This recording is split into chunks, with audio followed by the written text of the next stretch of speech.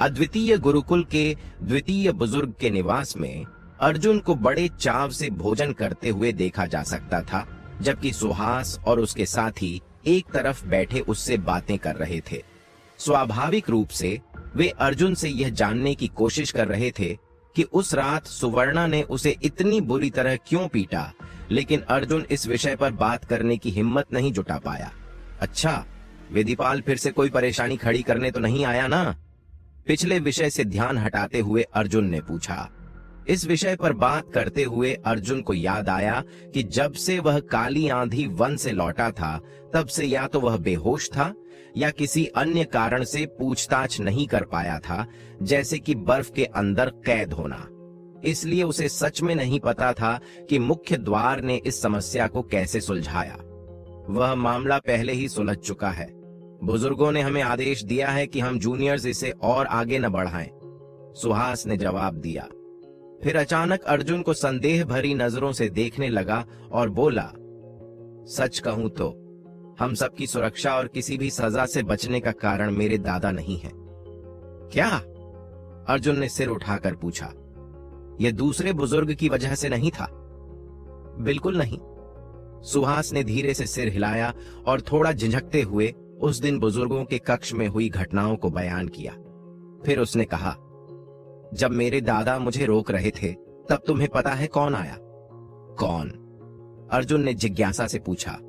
यह वह व्यक्ति था जिसके बारे में तुम कभी सोच भी नहीं सकते थे। वह था योगदान कक्ष के कोषाध्यक्ष मेहता। वह मुख्य गुरु की जड़ी अंगूठी लेकर आया और उसने सीधा आदेश जारी किया। बस इसके बाद ही यह मामला शांत हुआ और एक छोटे से मुद्दे में बदल गया। बुजुर्ग मेहता? अर्जुन ने आश्चर्य से पूछा। अगर वह नहीं आते तो वरिष्ठ अर्जुन, मुझे डर है कि तुम्हें बुजुर्ग प्रमुख से कड़ी सजा मिल जाती। जब सुहास ने यह कहा तो उसके चेहरे पर गहरा पछतावा था, लेकिन अर्जुन बस मुस्कुराया, बिना किसी असर के बोले, जूनियर सुहास, तुम्हें इस बात को इतना गंभीरता से लेने की जरूरत नहीं है। सुहास ने दोनों हाथ जोड़ते हुए कहा, मुझे पता है कि वरिष्ठ अर्जुन एक दयालु और उदार व्यक्ति हैं और मैं अपने दादा की ओर से आपसे क्षमा मांगता हूं। उस पुराने शख्स ने इस बार मामले को सही ढंग से नहीं सुलझाया। अर्जुन को इन सब बातों से कोई फर्क नहीं पड़ता था, क्योंकि ऊंचे स्तर की लड़ाइयों में शिष्यों को शतरंज के मोहरों की तरह इस्तेमाल करना स्वाभाविक ही था। यही तो इंसानी स्वभाव था। सुहास ने फिर कहा, कोषाध्यक्ष मेहता की पृष्ठभूमि किसी रहस्य से कम नहीं है। मेरे दादा ने कहा था कि उनकी साधना बहुत ही उच्च और गहरी है, लेकिन यह समझ नहीं आ रहा कि उन्होंने इस मामले में दखल क्यों दिया। साथ ही ऐसा लगता है कि उनकी मुख्य गुरु से बहुत गहरी मित्रता है। यह सुनकर अर्जुन भी सोच में पड़ गया। बुजुर्ग मेहता वह इंसान है जो उड़ते हुए पक्षी से भी पंख छीन सकते हैं। अगर उन्हें इसमें कोई लाभ नजर नहीं आता तो वे कभी कोई कदम नहीं उठाते। ये जरूर किसी बड़ी योजना का हिस्सा होगा, लेकिन जो भी हो, उन्होंने हमारी मदद की, इसलिए हमें उनके पास जाकर कम से कम धन्यवाद तो अदा करना चाहिए और साथ ही यह भी देखना चाहिए कि वे असल में क्या चाहते हैं। वरिष्ठ, आप बिल्कुल सही कह रहे हैं। हम भी आपके आने का इंतजार कर रहे थे ताकि हम एक साथ जा सकें, सुहास ने उत्तर दिया। तो चलो अभी चलते हैं। कुछ चीजों को टालना नहीं चाहिए, इसलिए वे सब योगदान कक्ष की ओर बढ़े, जैसे किसी युद्ध के लिए तैयार होकर जा रहे हों।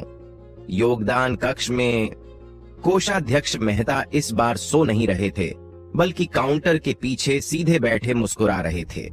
जैसे ही अर्जुन और बाकी लोग अंदर आए, उन्होंने उनकी ओर देखा, मानो वह पहले से ही उनके आने की उम्मीद कर रहे थे। सुहास ने एक बड़ी मुस्कान के साथ कहा, नमस्कार दादाजी मेहता। अब वे उन्हें इसी तरह संबोधित कर रहे थे। पहले तो वे उन्हें बूढ़ा खूसट कहते थे, लेकिन अब भला सुहास की हिम्मत थी कि वह ऐसा बोले। कोषाध्यक्ष मेहता हल्के से हंसे, यह बच्चा बड़ा विनम्र हो गया है। हे, सुहास ने संकोच में हंसते हुए कहा, तो तुम लोग धन्यवाद कहने आए हो? सभी ने सिर हिलाया। ठीक है, लेकिन केवल अर्जुन को रुकना होगा, बाकी सब दफा हो जाओ। जी। सुहास और बाकी लोगों ने बिना कोई देर किए तुरंत योगदान कक्ष छोड़ दिया। जाते जाते सबको एहसास हो गया कि बुजुर्ग मेहता ने यह मदद अर्जुन की वजह से की थी, वरना उन्होंने सिर्फ अर्जुन को ही क्यों रोका। पर सवाल यह था, उन्होंने अर्जुन की मदद क्यों की? अंदर योगदान कक्ष में अर्जुन भी उलझन में था। उसने सीधे पूछ लिया, कोषाध्यक्ष मेहता, आप क्या योजना बना रहे हैं? उसने बिना किसी घुमाव फिराव के सीधे अपने मन की बात कह दी। मेहता हल्के से हंसे और काउंटर के पीछे से बाहर निकल आए। उन्होंने हाथ जोड़े और अर्जुन के चारों ओर चक्कर लगाने लगे। कुछ चक्कर लगाने के बाद उन्होंने सिर उठाया और पूछा, तुम्हें क्या लगता है कि मैं क्या योजना बना रहा हूं? मुझे नहीं पता। अर्जुन ने आंखें घुमाई। अगर मुझे पता होता तो पूछता ही क्यों? मेहता बोले, तुम ईमानदार हो और बातों को घुमा फिराकर नहीं कहते। तुम्हें अपने एहसानों को चुकाने की समझ भी होगी। मैंने इस बार तुम्हारी मदद की तो बदले में मैं तुमसे एक छोटा सा काम करवाना चाहता हूं। अर्जुन ने भौहें सिकोड़ ली। कोई ऐसा काम जो मैं कर सकता हूं? कोषाध्यक्ष मेहता की साधना इतनी ऊंची थी, अगर वे खुद नहीं कर पा रहे तो अर्जुन कैसे कर सकता था? जैसे कि मेहता अर्जुन की चिंता को भांप गए, उन्होंने मुस्कुराकर कहा, चिंता मत करो, इसमें कोई खास खतरा नहीं है। अगर तुमने मेरी बात मान ली तो न सिर्फ खतरा टल जाएगा बल्कि तुम्हें बड़ा इनाम भी मिलेगा। अर्जुन ने देखा कि जब मेहता ने आखिरी शब्द कहे तो उनके चेहरे पर हल्की उदासी झलक आई। तो इस एहसान के बदले भी कुछ शर्तें हैं? अर्जुन को अजीब लगा, जब तुम मुझसे कुछ मांग रहे हो तो इतनी शर्तें क्यों लगा रहे हो? मेहता ने सिर हिलाया। तुम सिर्फ मेरी शर्तें नहीं मानोगे बल्कि सामने वाले को भी पूरी तरह संतुष्ट करना होगा। इतनी झंझट मैं नहीं करूंगा। अर्जुन ने घूमकर बाहर जाने की कोशिश की। अरे नहीं, मेहता घबरा कर बोले। बड़ी मुश्किल से उन्हें एक सही व्यक्ति मिला था, वे उसे इतनी आसानी से कैसे जाने देते? अर्जुन, ऐसा मत करो। पानी की एक बूंद का भी कर्ज चुकाना चाहिए और मैंने तुम्हारी इतनी बड़ी मदद की है, क्या तुम मुझे यूं ही निराश कर दोगे? तो फिर गोल गोल मत घूमे, सीधे बताइए कि करना क्या है। अगर मैं कर सका तो करूंगा, नहीं तो किसी और को ढूंढने को कहूंगा। अपना हाथ आगे बढ़ाओ, मुझे तुम्हारी आत्म ऊर्जा परखनी है। मेहता अब और वक्त बर्बाद नहीं करना चाहते थे। अर्जुन ने उन पर संदेह भरी नजर डाली, लेकिन फिर भी उसने अपना हाथ आगे कर दिया। उसे लग रहा था कि मेहता कुछ गड़बड़ करने वाले हैं। मेहता ने 2 उंगलियां अर्जुन की कलाई पर रखीं और उसकी आत्म ऊर्जा का निरीक्षण करने लगे। उनका चेहरा कई तरह के भाव बदलता रहा, पहले गंभीरता, फिर कठोरता, फिर विस्मय और आखिर में वे दंग रह गए। अद्भुत अद्भुत अद्भुत, इतनी प्रबल और शुद्ध सूर्य आत्म ऊर्जा। उन्होंने अपना हाथ खींच लिया और खुशी से झूम उठे। तो यह एहसान मेरी आत्म ऊर्जा के प्रशिक्षण से जुड़ा हुआ है? अर्जुन ने अनुमान लगाया। बिल्कुल सही, मेहता ने उत्साह से सिर हिलाया। वरना मैं और किसी से यह क्यों कहता? अब मुझे तुमसे एक और सवाल पूछना है और इसका जवाब तुम्हें पूरी ईमानदारी से देना होगा। कैसा सवाल? मेहता अचानक थोड़ा झेंप गए। उनकी आंखें इधर उधर भटकने लगीं। काफी सोचने के बाद उन्होंने धीरे से पूछा, तुम अभी तक कुंवारे तो हो ना? उनका चेहरा उत्सुकता और घबराहट से भरा हुआ था। अर्जुन ने झट से 2 कदम पीछे हटे, फिर 3 और। उसके पूरे शरीर में झुरझुरी दौड़ गई और उसने सतर्क होकर पूछा, आप ये क्या कर रहे हैं? ये बुढ़ा कहीं किसी अजीबोगरीब चीज का शौक तो नहीं रखता? ये सवाल तो बहुत ही अजीब है। अरे, इतनी दूरी क्यों बना रहे हो? ऐसा नहीं है कि मैं तुम्हें खा जाऊंगा। मेहता अर्जुन के पीछे बढ़े, लेकिन अर्जुन ने उन्हें दूर रखने की कोशिश की। क्या आप सच में मुझसे यही पूछ रहे हैं? अर्जुन ने खुद को बचाने के अंदाज में कहा। अरे नहीं नहीं, बात वैसी नहीं है। तुम तो बड़े ही गंदे दिमाग वाले निकले। मेहता का चेहरा शर्म से लाल हो गया और उन्होंने खुद को कुछ कदम पीछे किया। गंदा दिमाग किसका है जो दिन भर लड़कियों की कमर और टांगों को घूरता रहता है? अर्जुन ने कोई कसर नहीं छोड़ी और सीधा जवाब दे दिया, इस बारे में फिर से मत बोलना। मेहता इतने घबरा गए कि चारों ओर देखने लगे जैसे किसी के सुन लेने का डर हो। हाथ जोड़कर गिड़गिड़ाते हुए बोले, भगवान अर्जुन, भगवान अर्जुन, कृपा करके इस विषय पर और चर्चा न करें। मैं तो बस यह देख रहा था कि उनका विकास कितना अच्छा हुआ है। ऐसा तो नहीं कि मैं कुछ करना चाहता था। अर्जुन ने देखा कि उन्होंने हार मान ली है, इसलिए वह ज्यादा नहीं बढ़े और गंभीर स्वर में बोले, जो मदद आप मुझसे चाहते हैं, क्या उसका इन मामलों से कोई संबंध है? बिल्कुल सही। जब असली मुद्दे की बात आई तो मेहता का चेहरा गंभीर हो गया। तो छोटे अर्जुन, मुझे सच सच बताओ, तुम अब भी एक खैर मतलब कि तुम अब भी वैसे ही हो या नहीं? यह बात बहुत महत्वपूर्ण है। अर्जुन को यह सवाल सुनकर शर्मिंदगी महसूस हुई। उन्होंने गहरी सांस लेते हुए कहा, नहीं। बहुत बढ़िया। मेहता के दिल का भार हल्का हो गया। यह तो बहुत ही अच्छी बात है छोटे अर्जुन, तुमने बढ़िया किया। इस युग में 14-15 साल के कई लड़के पहले ही लड़कियों के साथ निकटता बढ़ा चुके थे। गरीब परिवारों के बच्चे तो छोटी उम्र में शादी कर लेते थे ताकि भविष्य में सहारा मिले, और अमीर घरानों के बेटों के पास तो कई दासियां होती थीं, जिनके साथ वे अपना समय बिताते थे। रह गए सिर्फ योद्धा। चूंकि उनका मन हमेशा साधना में लगा रहता था, वे अक्सर देर से विवाह करते थे और कुछ तो जीवन भर अकेले रहते थे। यहाँ तक कि अद्वितीय गुरुकुल के कई शिष्य जो 15-16 साल के थे भी सांसारिक सुखों में लिप्त हो चुके थे। फिर भी मेहता को विश्वास था कि अर्जुन उन लोगों जैसा नहीं था, लेकिन फिर भी उन्हें निश्चित करना था। तो इसका मतलब मैं आपकी मदद कर सकता हूं? अर्जुन ने मेहता की ओर संदेह भरी नजरों से देखा। अगर तुम नहीं कर सकते तो इस संसार में कोई और भी नहीं कर सकता। तुमने यह परीक्षा पार कर ली। मेहता ने ठहाका लगाया, जैसे उनकी कोई बड़ी चिंता दूर हो गई हो। लेकिन आपने अभी कहा था कि सामने वाले को पूरी तरह संतुष्ट करना होगा। अर्जुन ने शक भरे स्वर में पूछा। मेहता की हंसी अचानक रुक गई। चेहरे पर असमंजस का भाव लिए उन्होंने सिर हिलाया और बोले, हाँ, उसे पूरी तरह संतुष्ट करना होगा। अगर वह संतुष्ट नहीं हुई तो यह कार्य पूरा नहीं हो पाएगा। सच कहूं तो कुछ महीने पहले मुझे कोई ऐसा मिला भी था, लेकिन वह तैयार नहीं थी, इसलिए मुझे यह बात छोड़नी पड़ी। खैर, अब मैं तुम्हें उसके पास ले चलता हूं। अगर कर सको तो करना, नहीं तो कोई बात नहीं। इतनी देर तक बातें करने के बाद भी मेहता खुद समझ नहीं पा रहे थे कि इसे कैसे समझाए। आखिरकार उन्होंने एक लंबी सांस ली और अर्जुन का कॉलर पकड़कर उसे खींचते हुए बाहर ले जाने लगे। अर्जुन ने हड़बड़ाते हुए कहा, पहले पूरी बात बताइए। मैं आपकी मदद इसलिए कर रहा हूं क्योंकि आपने मुझ पर उपकार किया है, लेकिन अगर सामने वाले की मांग बहुत ज्यादा हुई तो मैं उसे स्वीकार नहीं करूंगा। हद कर दी बदमाश लड़के। मेहता बेहद निराश दिखे। अर्जुन के बहाने सुनकर वे चिढ़ गए और सोचा, अगर इसे असलियत पता होती तो यह खुद ही भागकर वहां जाने को तैयार होता। फिर भी वह शांति बनाए रहे और उसे साथ ले चले। अर्जुन ने देखा कि वे दोनों कुंडली नाग सरिता की ओर जा रहे थे। जैसे जैसे वे आगे बढ़े, अर्जुन को एहसास हुआ कि वे उस स्थान की ओर जा रहे हैं जहां वह अक्सर साधना करता था। लेकिन वहां क्यों? जब भी उसने वहां साधना की थी, उसने कभी किसी के रहने के संकेत नहीं देखे थे।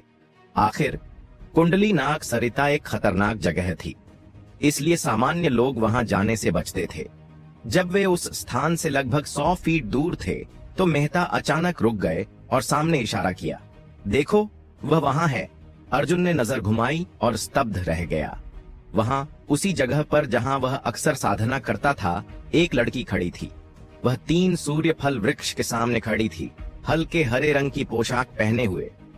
यह साफ नहीं था कि वह क्या सोच रही थी, लेकिन ऐसा लग रहा था जैसे वह किसी गहरी सोच में डूबी हुई हो।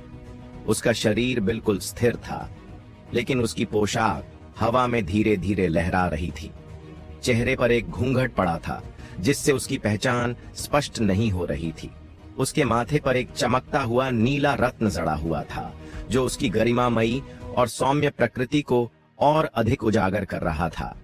उसकी काया नाजुक और कोमल लग रही थी, जैसे एक हल्की हवा का झोंका भी उसे गिरा सकता था, लेकिन उसमें एक अनोखी सुंदरता थी। उसकी क्रिस्टल जैसी निर्मल आंखों में मासूमियत झलक रही थी, जैसे वह अभी भी एक छोटी बच्ची हो, जिसे दुनिया की समझ न हो। उसे देखकर अर्जुन को अचानक उस रात की याद आ गई। वह सोई हुई परी जो उसकी टूटी फूटी खाट पर विश्राम कर रही थी। ये वही है। अर्जुन की नजरें अचानक कोमल हो गईं। तुम इसे पहचानते हो? मेहता तुरंत सतर्क हो गए। उनकी प्रिय शिष्या ने तो उनसे खुद कहा था कि उसने अर्जुन से कभी बात तक नहीं की, लेकिन यहां तो दोनों एक दूसरे को पहचान रहे थे। आप चाहते हैं कि मैं इसकी मदद करूं? अर्जुन ने मेहता की ओर देखते हुए पूछा। हाँ, मेहता ने सिर हिलाया। मैं मदद करूंगा। मेहता को यह उम्मीद नहीं थी कि अर्जुन इतनी जल्दी मान जाएगा। उन्होंने सोचा था कि उन्हें उसे समझाने के लिए तर्क, भावना, डर और लालच सभी तरीकों का सहारा लेना पड़ेगा, लेकिन अर्जुन ने बिना कोई झिझक सहमति दे दी। मेहता के दिल में अचानक एक अजीब सा एहसास उमड़ पड़ा और उन्हें पहली बार इस बात का अफसोस हुआ कि उन्होंने अर्जुन से यह अनुरोध किया था। तुमने इतनी जल्दी हां क्यों कर दी? मेहता ने सतर्कता से पूछा। आप ही तो चाहते थे कि मैं मदद करूं। अर्जुन ने भौहें चढ़ाते हुए जवाब दिया। हां, लेकिन तुमने इतनी आसानी से मान लिया, यह मुझे अजीब लग रहा है। मेहता ने सिर हिलाते हुए कहा। मुझे एक ठोस कारण चाहिए। तो आप चाहते हैं कि मैं मदद करूं या नहीं? अर्जुन ने झुंझलाते हुए पूछा। बिल्कुल, बिल्कुल चाहता हूं। तो फिर इस बारे में इतना सोचने की क्या जरूरत है? मेरा मान जाना क्या अच्छी बात नहीं है? हाँ, यह तो अच्छी बात थी, लेकिन फिर भी मेहता को अंदर ही अंदर कुछ गलत लग रहा था। अर्जुन धीरे धीरे आगे बढ़ा। उसके कदमों की आहट सुनकर सामने खड़ी लड़की का ध्यान टूटा। जब तक उसने खुद को संभाला, अर्जुन पहले ही उसके सामने पहुंच चुका था। वह घबराई हुई थी। आखिर पिछली दोनों बार जब वे मिले थे तब रात का समय था और हालात काफी अजीब थे। वह इस वक्त शांत कैसे रह सकती थी? वरिष्ठ सुवर्णा, अर्जुन ने उसे देखते हुए कहा, आप यहाँ क्या कर रही हैं? मैं यहाँ तुम्हारे लिए इन फलों को देखने आई थी। पिछले कुछ दिनों से तुम नहीं आए तो मुझे डर था कि कोई और इन्हें न ले जाए। सुवर्णा ने तुरंत जवाब दिया। अर्जुन ने देखा कि उसके 3 सूर्य फल के पेड़ अब लगभग खाली थे। केवल अंतिम वृक्ष पर कुछ फल बचे थे जो पकने के करीब थे। ये तुम्हारे फल हैं। मैंने इन्हें अमृत व गोलियों में बदल दिया है। सुवर्णा ने एक छोटी सी बोतल निकालकर अर्जुन को थमाई। अर्जुन ने देखा कि बोतल के अंदर 9 गोलियां थीं, जिनसे अत्यधिक शुद्ध ऊर्जा निकल रही थी। उनमें किसी भी प्रकार की अशुद्धि नहीं थी, लेकिन उसने इन्हें इतनी शुद्ध गोलियों में कैसे बदल दिया? वरिष्ठ, आपको कैसे पता कि मैं यहां साधना करता हूं? अर्जुन ने भौहें चढ़ाते हुए पूछा। अगर उन्हें पहले से इसका ज्ञान नहीं था तो वे यहां उसके 3 सूर्य फल की रखवाली कैसे कर रही थीं? सुवर्णा ने उसकी आंखों से नजरें चुरा ली। मैं बस गलती से इधर आ गई थी। अर्जुन हल्के से मुस्कुराया। उसके दिल में एक अजीब सी गर्माहट फैल गई। तो उस रात का व्यक्ति सच में तुम ही थीं। जिस रात अर्जुन ने प्रारंभिक तत्व चरण में ब्रेक थ्रू किया, एक घूंघटधारी महिला ने उस पर हमला किया। शुरू में उसे लगा कि वह उसे मारना चाहती है, लेकिन अंतिम क्षणों में उसे एहसास हुआ कि ऐसा नहीं था। दरअसल वह तो उसकी ब्रेक थ्रू में सहायता करना चाहती थी, अन्यथा अर्जुन कभी भी उसके वारों को रोक नहीं पाता। उसी समय अर्जुन के मन में उस महिला की पहचान को लेकर संदेह उत्पन्न हुआ और अब अंततः वह पुष्टि कर सका कि वह घूंघटधारी महिला और कोई नहीं बल्कि उसकी वरिष्ठ प्रिया थी। जैसे ही उसने यह महसूस किया, उसके हृदय में प्रिया के प्रति कृतज्ञता उमड़ पड़ी। लेकिन दुर्भाग्यवश मेहता बीच में आ गया और उनके बीच हो रही इस मधुर घड़ी को भंग कर दिया। एक मुर्गी की तरह जो अपने चूजों को बचाने के लिए तत्पर हो, उसने अपनी प्रिय शिष्या की रक्षा करने के लिए अर्जुन और प्रिया के बीच एक दीवार खड़ी कर दी। संदेह से भरे हुए अर्जुन ने पूछा, आप दोनों एक दूसरे को जानते हैं? मेहता ने गर्व और अधिकार के भाव से सिर ऊंचा किया और कहा, यह मेरी शिष्या है। आपकी शिष्या? अर्जुन का मुंह खुला का खुला रह गया और वह प्रिया और मेहता के बीच बार बार देखता रहा, जैसे कि वह इस वास्तविकता को स्वीकार करने में असमर्थ हो। उसने कभी नहीं सोचा था, वास्तव में कभी नहीं सोचा था कि योगदान कक्ष के कोषाध्यक्ष मेहता जैसे लापरवाह व्यक्ति के पास कोई शिष्या भी हो सकती है। यह कोई संयोग मात्र तो नहीं था। तुम दोनों एक दूसरे को जानते हो? मेहता ने अर्जुन की ओर देखते हुए पूछा। हम एक दूसरे को नहीं जानते। प्रिया का उत्तर अत्यंत स्पष्ट और दृढ़ था, जिससे कोई संदेह की गुंजाइश नहीं बची। इतना कहते हुए वह मेहता के पीछे छिप गई और अपने हाथों को एक रक्षात्मक मुद्रा में रख लिया। अर्जुन ने इशारा समझ लिया और मुस्कुराकर बोला, यह जान पहचान नहीं कही जा सकती। बस उस रात वरिष्ठ प्रिया ने मेरी थोड़ी सहायता की थी। मेहता ने सिर हिलाया। प्रिया पहले ही उसे इस घटना के बारे में बता चुकी थी, और यदि वह घटना न घटी होती तो उसे अर्जुन की शुद्ध सूर्य ऊर्जा का पता ही नहीं चलता। मेहता जी, आखिर वह कौन सा कार्य है जिसमें वरिष्ठ प्रिया को मेरी सहायता की आवश्यकता है? कृपया मुझे बताइए, अर्जुन ने जिज्ञासा भरे स्वर में पूछा। चूंकि यह प्रिया से जुड़ा हुआ था, वह किसी भी प्रकार से इसे अस्वीकार नहीं कर सकता था। उत्तर देने के बजाय मेहता ने अपनी प्रिय शिष्या की ओर देखा और पूछा, क्या यह ठीक रहेगा? प्रिया का चेहरा अचानक लाल हो गया। उसकी लंबी पलकें कांप उठीं। थोड़ी देर सोचने के बाद उसने धीरे धीरे सिर हिलाकर हामी भर दी। ये देखकर मेहता ने एक गहरी सांस ली और गंभीर स्वर में कहना शुरू किया, अर्जुन, तुम्हें यह झांत होना चाहिए कि इस दुनिया में कुछ लोग साधारण लोगों से अलग होते हैं। उनके पास कुछ विशेष शक्तियां होती हैं जिनकी कल्पना भी एक सामान्य व्यक्ति नहीं कर सकता।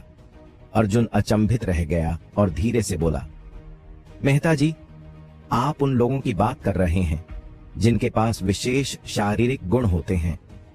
बिल्कुल सही, मेहता ने सिर हिलाते हुए कहा। ये लोग स्वर्ग द्वारा संरक्षित होते हैं और वे स्वर्ग के पुत्र पुत्रियाएं होते हैं।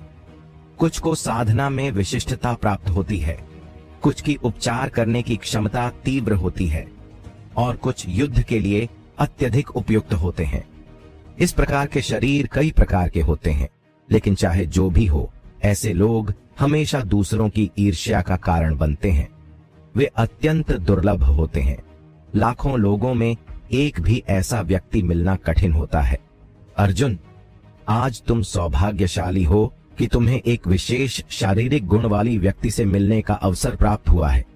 चकित होकर अर्जुन ने प्रिया की ओर देखा, जो अभी भी मेहता के पीछे छिपी हुई थी। मतलब वरिष्ठ प्रिया? हा हा हा, मेहता ने गर्व से मुस्कुराते हुए सिर हिलाया। बिल्कुल सही, प्रिया साधारण लोगों से अलग है। अर्जुन का हृदय तेजी से धड़कने लगा। उसने कभी नहीं सोचा था कि उसकी यह शर्मीली और मासूम वरिष्ठ प्रिया वास्तव में एक विशेष शारीरिक गुण की स्वामिनी होगी। वरिष्ठ प्रिया में विशेष क्या है? अर्जुन ने जिज्ञासावश पूछा। मेहता ने उत्तर नहीं दिया, बल्कि सोच में पड़ गया। कुछ पल बाद उसने पास खड़े 3 सूर्य फल के पेड़ की ओर देखा और कहा, मेरी प्रिय शिष्या, इन्हें गोलियों में बदलो। जी, प्रिया ने धीरे से कहा और पेड़ से कुछ पके हुए फल तोड़ लिए। अर्जुन कुछ नहीं बोला। उसे महसूस हुआ कि उसके सभी सवालों का उत्तर जल्द ही मिलने वाला था। प्रिया ने अर्जुन के सामने आकर अपने हाथों में फल रख लिए और कहा, ध्यान से देखो कनिष्ठ भ्राता। इसके बाद उसने अपनी आध्यात्मिक ऊर्जा को सक्रिय किया। अर्जुन ने अविश्वास से देखा कि जैसे ही उसने अपनी ऊर्जा प्रवाहित की, उन फलों से एक उज्जवल लाल प्रकाश निकलने लगा। सभी फल झटपट ऊर्जा छोड़ने लगे और कुछ ही क्षणों में वे पूरी तरह से सूखकर हवा में बिखर गए। प्रिया ने अपने अन्य हाथ से कुंडली नाग सरिता से ऊर्जा को खींचकर उसमें समाहित कर दिया।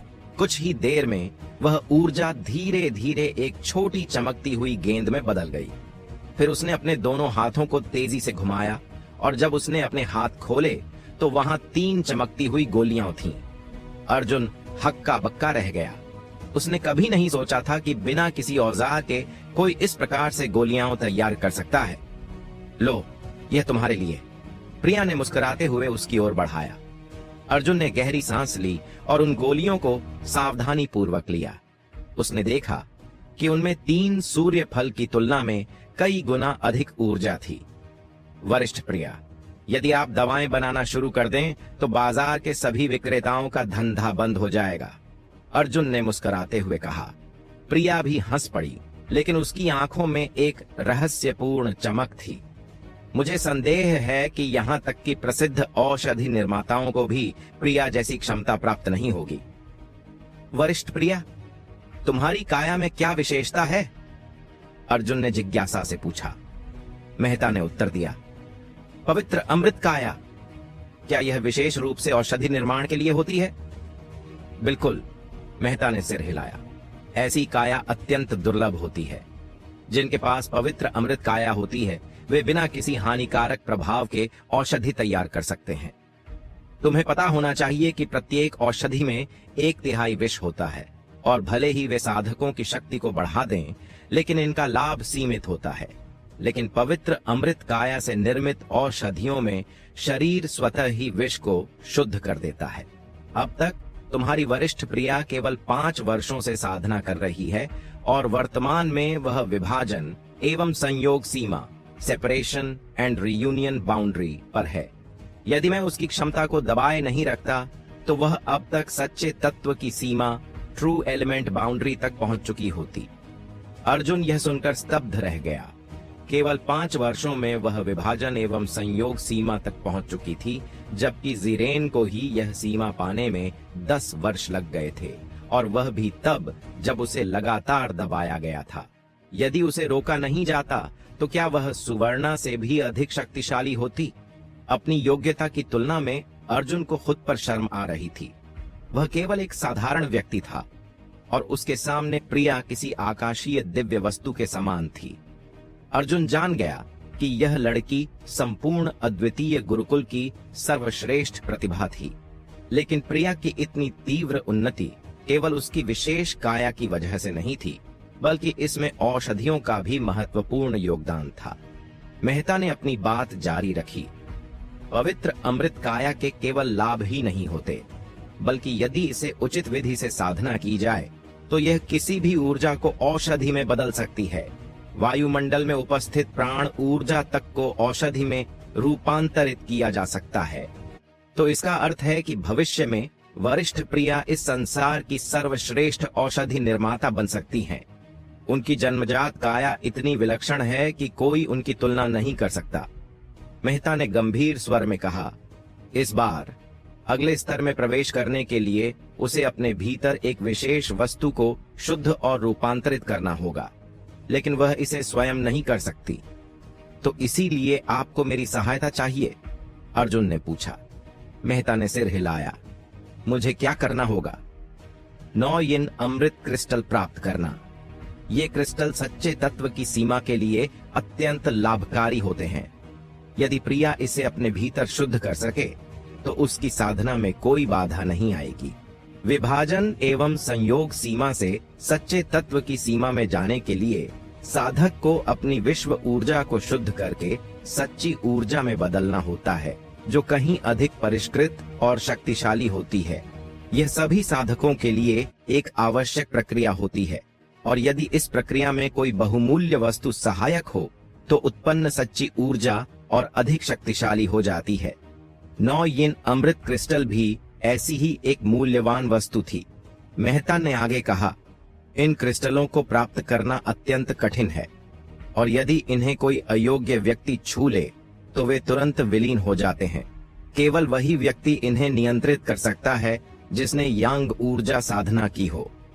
साथ ही उसकी यांग ऊर्जा की शुद्धता भी एक निश्चित स्तर तक पहुंची होनी चाहिए। यही कारण है कि हमें तुम्हारी सहायता चाहिए। तो मुझे ठीक ठीक क्या करना होगा? अर्जुन ने पूछा। मेहता अचानक अधीर हो उठे। इतने प्रश्न क्यों पूछ रहे हो? समय आने पर सब कुछ समझ जाओगे। अर्जुन ने अपनी नाक दबाई और सोचा कि यह वृद्ध व्यक्ति इतना क्रोधित क्यों हो रहा है। यह वस्तु कहां मिलेगी, और हमें इसे प्राप्त करने के लिए कब निकलना होगा? यह काली आंधी पर्वत पर है। वहां 9 यिन ऊर्जा एकत्र हो रही है, और केवल 7 जुलाई को ही 9 यिन ऊर्जा पूरी तरह से एकत्रित होगी, तभी इसे प्राप्त किया जा सकता है। तो हमारे पास बहुत अधिक समय नहीं बचा है, अर्जुन ने गणना करते हुए कहा।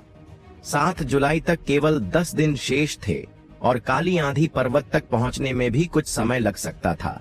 इसलिए यदि तुम्हें कोई और कार्य नहीं है तो हमें जल्द ही निकल जाना चाहिए, वरना हमें 1 वर्ष तक इंतजार करना पड़ेगा। मेहता ने गंभीरता से कहा। मैं किसी भी समय प्रस्थान कर सकता हूं, अर्जुन ने मुस्कुराते हुए उत्तर दिया। तो 2 दिनों में योगदान कक्ष कंट्रीब्यूशन हॉल में मुझसे मिलो, मुझे अभी कुछ तैयारियां करनी है, मेहता ने आत्मीयता से कहा। ठीक है, 2 दिनों में मुलाकात होगी। 2 दिन बाद दोनों योगदान कक्ष में मिले और वहां से प्रस्थान किया। मेहता ने प्रिया की ओर देखा और एक गहरी सांस ली। उनके चेहरे पर एक विचित्र भाव था। कुछ देर चुप रहने के बाद उन्होंने कहा, मेरी शिष्या, क्या तुम वाकई इसे करना चाहती हो? प्रिया के वस्त्र हल्की हवा में लहरा रहे थे। उसने सिर हिलाया। हां, मेहता ने चिंतित स्वर में कहा। यदि तुम 9 यिन अमृत क्रिस्टल को पूर्ण रूप से शुद्ध नहीं भी कर पाई तो भी तुम्हारी उन्नति संभव होगी, बस तुम्हारी शक्ति थोड़ी कमजोर रह जाएगी। प्रिया ने हल्की हंसी के साथ उत्तर दिया, लेकिन यदि मैं गुरुजी की सहायता करना चाहती हूं तो क्या शुद्ध सच्ची ऊर्जा होना बेहतर नहीं होगा? गुरुजी, आपने मुझे बचाया और मेरा पालन पोषण किया, अब शिष्या भी आपकी सहायता करना चाहती है। मेहता ने गहरी सांस ली। परंतु एक बार फिर से सोच लो। 2 दिनों की देरी का कारण यही था कि मेहता चाहते थे कि प्रिया इस निर्णय पर पुनर्विचार करे। हल्का गुलाबी होते हुए प्रिया ने धीरे से उत्तर दिया, कोई बात नहीं, मुझे वास्तव में उससे कोई घृणा नहीं है। मेहता ने असहायता से सिर हिलाया। हमने उस लड़के का पूरा लाभ उठा लिया। जब उन्होंने अर्जुन के शांत व्यवहार के बारे में सोचा तो मेहता के दांत खट्टे हो गए। तुम सिर्फ यह सोच रहे हो कि तुम एक उपकार कर रहे हो, पर तुम्हें अंदाजा भी नहीं है कि इसका क्या परिणाम होगा। उनके मन में केवल एक ही चिंता थी, इस छोटे से गुरुकुल में उनकी शिष्या का ठहरना संभव नहीं था और इस स्थिति से बचने का कोई रास्ता भी नहीं दिख रहा था। सुबह के समय योगदान कक्ष के द्वार पर अर्जुन ने धीरे से दस्तक दी। कुछ देर बाद दरवाजा खुला और प्रिया बाहर आई। उसके कंधे पर एक लंबा पैकेट लटका हुआ था जिसमें कई आवश्यक वस्तुएं थीं। छोटे अर्जुन, तुम आ गए, प्रिया ने धीमे स्वर में उसका स्वागत किया। हां, अर्जुन ने सिर हिलाया। मेहता जी कहां हैं? कल अचानक उनकी पुरानी बीमारी फिर से उभर आई, वे इलाज के लिए गए हैं, इसलिए वे हमारे साथ नहीं आ सकते, प्रिया ने बताया। उसकी आंखें झपक रही थीं, उसकी पलकों का कंपन स्पष्ट था। अर्जुन ने उसे संदेह भरी नजरों से देखा और प्रिया की आंखों में हल्की सी घबराहट झलक उठी। क्या हमें उनका इंतजार करना चाहिए? अर्जुन ने पूछा, हालांकि वह पहले ही समझ चुका था कि क्या हुआ होगा। जरूरत नहीं है, मुझे उस स्थान का पता है और समय कम है। गुरुजी ने कहा कि हमें उनका इंतजार नहीं करना चाहिए। जब अर्जुन ने और अधिक पूछताछ नहीं की तो प्रिया ने राहत की सांस ली। ठीक है, अर्जुन ने थोड़ी झिझक के बाद सहमति जताई। इस बार तुम्हें तकलीफ देनी पड़ेगी, प्रिया ने एक ही सांस में कहा। दीदी, आप बहुत औपचारिक हो रही हैं। अर्जुन ने हल्की मुस्कान दी। दोनों जल्दी से योगदान कक्ष से बाहर निकल गए। अंदर मेहता जी गहरी नींद में थे। टेबल पर स्वादिष्ट व्यंजन और कुछ शराब के पात्र रखे थे। ऐसा लग रहा था कि उन्होंने बढ़िया शराब पीने के बाद गहरी नींद ले ली थी। ये सभी व्यंजन प्रिया ने बनाए थे, लेकिन उनमें एक विशेष औषधीय तत्व मिला हुआ था जिसे उसने अपनी पवित्र औषधि शक्ति से तैयार किया था। इस औषधि का प्रभाव इतना प्रबल था कि मेहता जी जैसे शक्तिशाली व्यक्ति भी इसका प्रतिरोध नहीं कर सकते थे। इस नींद की अवधि कुछ दिनों तक रहने वाली थी। मेहता जी, जो जीवन भर चतुर और चौकन्ने रहे थे, कभी नहीं सोच सकते थे कि उनकी प्रिय शिष्या ही उनके खिलाफ ऐसा कुछ करेगी। जब तक वे जागेंगे तब तक सब कुछ समाप्त हो चुका होगा।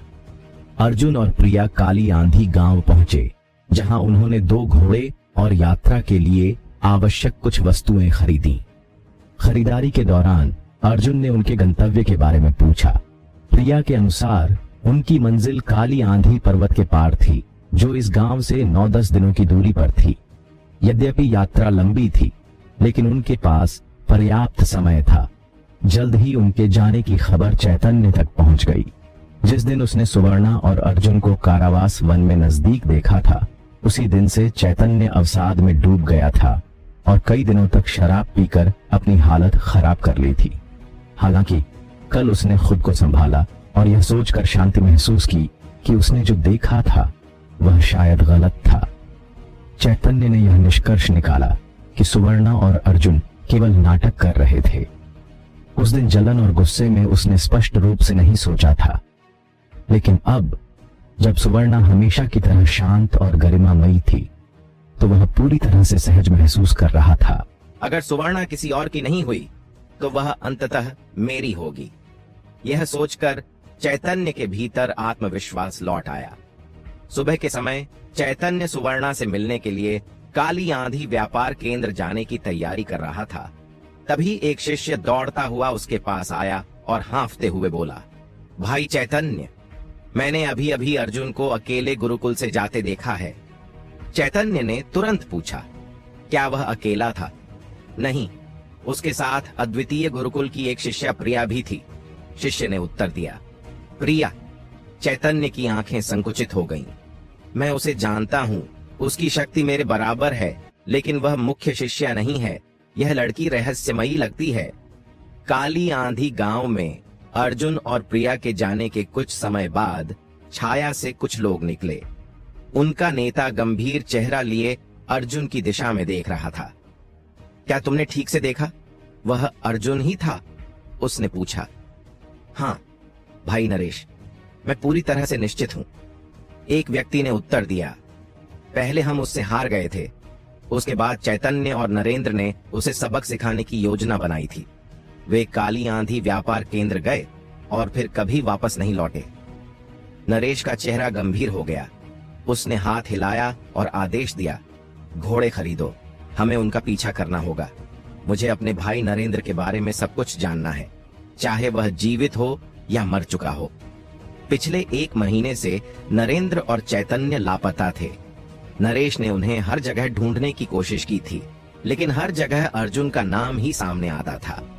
वास्तविकता क्या थी यह तो नहीं पता था, लेकिन उसे अर्जुन से इसका उत्तर चाहिए था। यदि उसके भाई की मौत अर्जुन के हाथों हुई थी तो उसे इसका प्रतिशोध लेना ही होगा। वे कहां गए? जिरेन के चेहरे पर उस समय एक पागलपन भरी चमक थी। हे भगवान, वह नाकारा अर्जुन ऐसे समय में मीनार से बाहर चला गया जैसे वह अपनी मौत को खुद बुला रहा हो। यह तो मेरे दिल की जलन मिटाने का सबसे बढ़िया तरीका है। मुझे उनकी मंजिल का पता नहीं, लेकिन यह जरूर तय है कि वे दूर गए हैं, क्योंकि उन्होंने काली आंधी गांव से 2 घोड़े खरीदे। इतनी दूर? जीरेन ने भौहें उठाई। अच्छा, बहुत अच्छा। अचानक उसने घूमकर अपने साथी की ओर देखा और विकृत चेहरे के साथ कहा, कुछ ऐसे शिष्यों को खोजो जिनकी शक्ति कम से कम विभाजन और पुनर्मिलन सीमा तक हो। वे मेरे साथ यात्रा पर चलेंगे। भाई, आप करना क्या चाहते हैं? हाँ, क्या मेरे इरादे स्पष्ट नहीं हैं? क्या तुम्हें दोबारा पूछने की जरूरत है? जिरेन का चेहरा विकृत हो गया था। वह अर्जुन को खत्म करना चाहता था, और यह सब बिना प्रिया को खबर होने दिए। आखिर अगर यह खबर लीक हो गई तो अंजाम मजाक नहीं होगा। भाई, यह अनुचित है। उस अनुशासन शिष्य का चेहरा पीला पड़ गया। अर्जुन तो महज एक प्रारंभिक तत्व स्तर का आजमाइशी शिष्य था, इसलिए अगर वह विद्यालय के बाहर मारा भी जाता तो कोई परवाह नहीं करता। लेकिन अंधकार कक्षर की शिष्या प्रिया अलग थी। उसकी पृष्ठभूमि अस्पष्ट थी, लेकिन वह विभाजन और पुनर्मिलन सीमा तक पहुंची हुई थी। वह निश्चित रूप से साधारण व्यक्ति नहीं हो सकती थी। अगर वह मारी गई और अद्वितीय गुरुकुल इसकी जांच पड़ताल करने लगा तो जो भी इसमें शामिल होगा उसे विद्यालय छोड़ने के अलावा कोई चारा नहीं बचेगा। मैंने कहा, कुछ लोगों को खोजो, तो अब तक यहाँ खड़े क्यों हो? क्या तुम्हें चाहिए कि मैं खुद जाकर उन्हें बुलाऊं? जिरेन ने अधीरता से कहा। ईर्ष्या के कारण जिरेन अब अपने शांत दिमाग को संभाल नहीं पा रहा था। अब उसका एक ही मकसद था, अर्जुन को खत्म करना। भाई, पिछली घटना के बाद वरिष्ठ आचार्य ने सख्त आदेश दिया था कि कोई भी अर्जुन पर हाथ नहीं उठा सकता। क्या आप वरिष्ठ आचार्य की चेतावनी भूल गए? यह सुनते ही जिरेन को होश आया। हाँ, पिछली बार वरिष्ठ आचार्य ने अचानक घोषणा कर दी थी कि कुछ समय के लिए अर्जुन से कोई छेड़छाड़ नहीं की जाएगी। यह आदेश सभी को हैरान कर देने वाला था, लेकिन जिरेन को इसकी कोई परवाह नहीं थी। वह इतनी शानदार मौके को हाथ से कैसे जाने दे सकता था। अगर इस बार मैंने अर्जुन को नहीं मारा तो फिर न जाने कब मौका मिलेगा, और अगर उसने अद्वितीय गुरुकुल में रहने का फैसला कर लिया तो मैं क्या करूंगा। तभी उस अनुशासन शिष्य के दिमाग में एक योजना आई। उसने हल्की मुस्कान के साथ कहा, भाई जिरेन, हम खुद इसमें शामिल नहीं हो सकते, लेकिन कोई और तो हो सकता है। अगर किसी को यह मौका मिले तो क्या वे इसे छोड़ेंगे? क्या मतलब? जिरेन ने आंखें संकरी कर लीं। कहा जाता है कि रक्त संप्रदाय के उप प्रमुख लंबोदर सिंह पिछले 1 महीने से अर्जुन के बारे में पूछताछ कर रहे हैं। लंबोदर सिंह, जिरेन उसे अच्छी तरह जानता था। वह रक्त संप्रदाय में काफी प्रभावशाली व्यक्ति था और उसकी शक्ति अमृतोन्मोचन सीमा तक थी, लेकिन उसका पोता उतना प्रतिभाशाली नहीं था। वह शायद इस साल केवल प्राण परिशोधन स्तर तक ही पहुंचा होगा। जिरेन उलझन में पड़ गया। लंबोदर सिंह को अर्जुन से क्या मतलब? भाई, लंबोदर सिंह अपने पोते के लिए मोहिनी को पाना चाहता है। उसने उसे अपनी होने वाली बहू मान लिया है, लेकिन अर्जुन और मोहिनी के बीच की नजदीकियां उसे पसंद नहीं। इसलिए लंबोदर सिंह ने तय कर लिया कि अर्जुन को मरना ही होगा, ताकि दूसरों की स्त्रियों पर नजर डालने का अंजाम उसे मिल सके। मोहिनी! जिरेन के दिमाग में एक बेहद आकर्षक लड़की की छवि उभरी। उत्तेजक शरीर, गोलाई ले हुए नितंब और एक मोहक मुस्कान। उसकी सांसें तेज हो गईं। यह सोचकर उसे जलन हुई। उस नाकारे को देखो, मोहिनी जैसी स्त्री से नजदीकी बढ़ा रहा है। कुछ देर सोचने के बाद उसने संदेहपूर्ण स्वर में पूछा, इतनी विस्तृत जानकारी तुम्हें कैसे मिली भाई? कुछ दिन पहले मैं वसंत वर्षा सदन में था, जब लंबोदर सिंह वहां एक कमरे में था। मैं उसकी बातचीत सुन रहा था। जिरेन ने तीखी नजर से उसे देखा। तुम वहां सिर्फ शराब पीने गए थे? वह घबरा गया और जल्दी से बोला, भाई जिरेन, अगर लंबोदर सिंह को यह खबर मिली कि अर्जुन के साथ एक सुंदर स्त्री है, तो सोचिए वह क्या करेगा।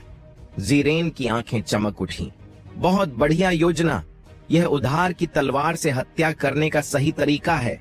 जाओ, लंबोदर सिंह तक यह खबर पहुंचा दो, लेकिन ध्यान रहे उसे यह न पता चले कि यह खबर हमने दी है। और यह भी बताना कि अर्जुन के साथ जो लड़की है वह विभाजन और पुनर्मिलन सीमा की योद्धा है, ताकि वह सतर्क रहे। जी भाई। वह शिष्य तुरंत वहां से चला गया। जिरेन मुस्कुराया। अर्जुन, अब बचकर दिखाओ।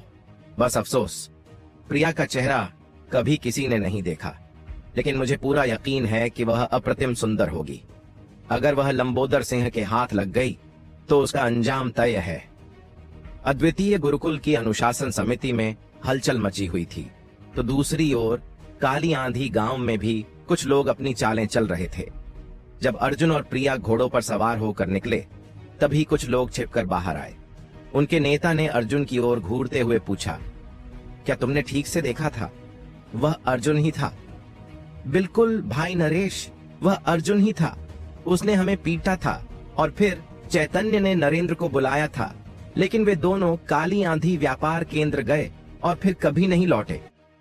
नरेश का चेहरा कठोर हो गया।